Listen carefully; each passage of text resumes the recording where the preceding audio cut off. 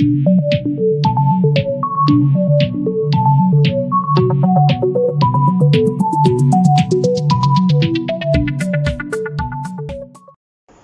students, today I am going to start second chapter of class 4 EVS.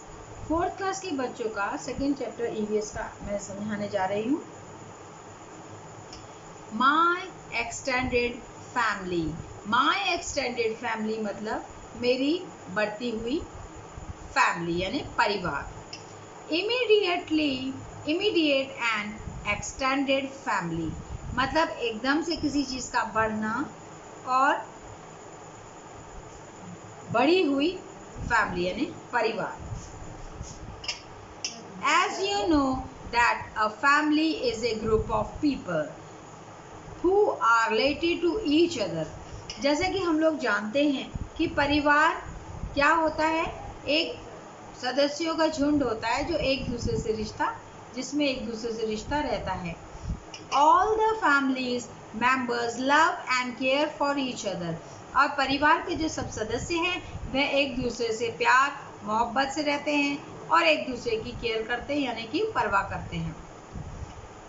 And immediate family comprise of the parents and the children living together in the house. और immediate परिवार यानी immediate family हम किसको बोलेंगे, जो compromise करके रहते हैं of their parents and children living together in a house. वो दूसरों के साथ कॉम्प्रोमाइज करके रहते हैं, दूसरे पेरेंट्स के साथ और दूसरे के बच्चों के साथ.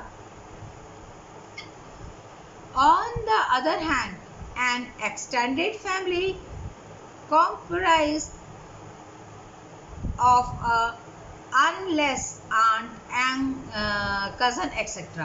और जो क्या होता है दूसरे हाथ में जो एक्सटेंडेड परिवार रहता है कॉम्प्रोमाइज, वो कॉम्प्रोमाइज किससे करता है, uncle aunty cousin sister cousin brother ये सब इकट्ठे रहते हैं तो उनको क्या कॉम्प्रोमाइज उनके साथ मिलजुल कर रहना पड़ता है. The members of an extended family may or may not be living in a same house, city, state or a country, but they meet each other on a special occasion. जो extended परिवार रहता है वह क्या होता है, अलग अलग जाति. ये ज़रूरी नहीं है कि वह एक ही घर में रहें या एक ही सिटी में रहें या एक ही स्टेट में रहें, एक ही कंट्री में रहें, पर वो क्या करते हैं जब कोई ओकेजन आता है जैसे शादी का इस तरह के या जन्मदिन का ऐसा कोई ओकेजन आता है तो वह सब एक दूसरे से मिलते हैं. The members of the extended family play different roles to help each other. अब जो एक्सटेंडेड परिवार के जो सदस्य रहते हैं वो एक दूसरे की सहायता करने के लिए अलग अलग रोल खेलते हैं. Family tree. फैमिली ट्री मतलब परिवार का वृक्ष. A family tree is a tree that shows the relations between the members of the family. Family tree एक पेड़ रहता है जिसमें क्या रहता है, रिश्ते बताए जाते हैं, जो हमको रिश्ता बताता है कि परिवारों के कौन से परिवार का क्या सदस्यों का किससे क्या रिश्ता है. It helps us to understand the relations between in a better way. और ये हमको रिश्ते को अच्छे तरीके से समझाता है. जैसे मैंने अभी आपको बताया family tree, this is a family tree, ये परिवार का वृक्ष है. वृक्ष पेड़ के द्वारा एक परिवार को बताया गया है. Here is an example of tree. इसमें देखो आपको क्या दिखाया है, grandfather, grandmother, father mother, uncle aunty, brother sister, me cousin. इसमें इन्होंने बताया है कि दादा दादी, पापा मम्मी, चाचा चाची या ताऊ ताई, भाई बहन, मैं और मेरा कज़न ब्रदर, इस तरीके से इसमें संबंध बताए गए हैं किसका संबंध किससे क्या रहेगा. My family gathering. The members of the family who do not stay together often meet each other on the occasion. अब जो परिवार के सदस्य हैं जो एक दूसरे के साथ नहीं रहते हैं, वह क्या करते हैं, जब कोई ओकेजन होता है या कुछ भी फेस्टिवल होता है तो वो एक दूसरे से मिलने के लिए गेट टुगेदर करते हैं. There are various happy and sad occasions when our family members get together at a place. और कभी कोई खुशी का मौका होता है या कभी कोई दुख का मौका होता है, वहाँ पर क्या होता है, सारे परिवार के जो सदस्य हैं वह एक जगह मिलते हैं. Birthday party, festival, wedding etcetera. जैसे कि किसी की बर्थडे पार्टी है, कोई त्यौहार है, किसी की शादी की सालगिरह है, तो इन ओकेजन में सब परिवार के सदस्य एक दूसरे के साथ मिलते हैं और क्या करते हैं, the family members celebrate the occasion. वो सबके साथ मिलकर के सेलिब्रेट करते हैं, उस त्यौहार को मनाते हैं. प्रिपेयरिंग स्पेशल मील, और अलग तरीके का खाना बनाते हैं, डांस करते हैं, नाचते हैं और पार्टी करते हैं. Importance of family gathering. एक परिवार का क्या इम्पोर्टेंट है, क्या मकसद है एक दूसरे के साथ गैदर होने का. Give us an opportunity to meet our relations. ऐसे ओकेजन से क्या होता है कि हम एक दूसरे से मिलते हैं, ऐसे रिलेशन, एक दूसरे के रिलेटिव से, परिवार के डिफरेंट सदस्यों से. Help us to learn about the family values and tradition. और इस चीज़ से हमको पता चलता है कि संबंध किस तरह से होते हैं और हमारे पूर्वज किस तरह से ज़िंदगी को लेकर के या रिश्तों को लेकर के चलते आ रहे हैं. Strengthening and bond between the family members. इससे क्या होता है, ताकत बनती है. सब सदस्य एक दूसरे से मिलते हैं परिवार के, तो उनमें प्रेम बढ़ता है और एक ताकत बनती है परिवार की. Teachers us patience and tolerate and also how to live together happily and peacefully.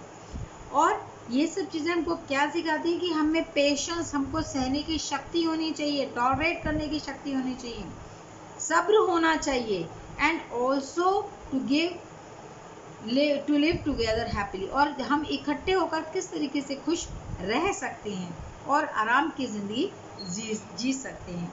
Offer us a lot of fun. और यह इस तरीके से हमको बहुत सारा मज़ा भी आता है, फन भी आता है. Different members of the family have different roles to play. अब जो परिवार के जो सदस्य रहते हैं उनको क्या होता है, डिफरेंट मेंबर्स अलग अलग रोल खेलते हैं. Hello friends, I am Rajan. I live in a joint family. ये बोल रहा है कि मैं राजन हूँ और मैं जॉइंट फैमिली के अंदर रहता हूँ. All the members of the family do different types of work. और जो मेरे परिवार के जो सदस्य हैं वो सब क्या करते हैं, अलग अलग काम करते हैं.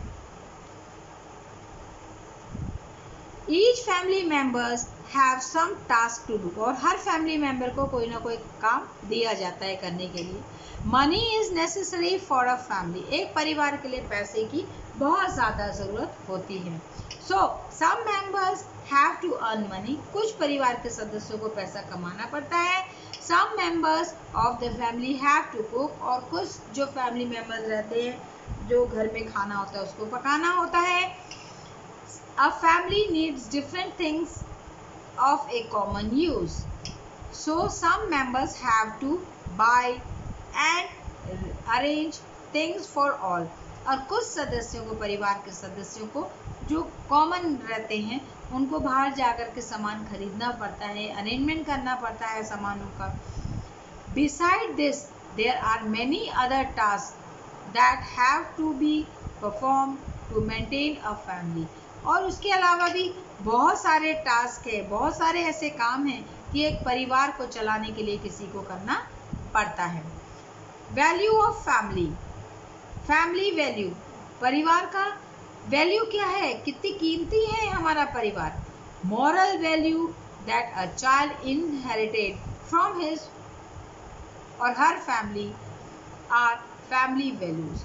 जो भी हम लोग को शिक्षा, जो भी हम लोगों को चीज़ें मिलती हैं वे हमको हमारी, उसको हम क्या बोलते हैं, फैमिली वैल्यू.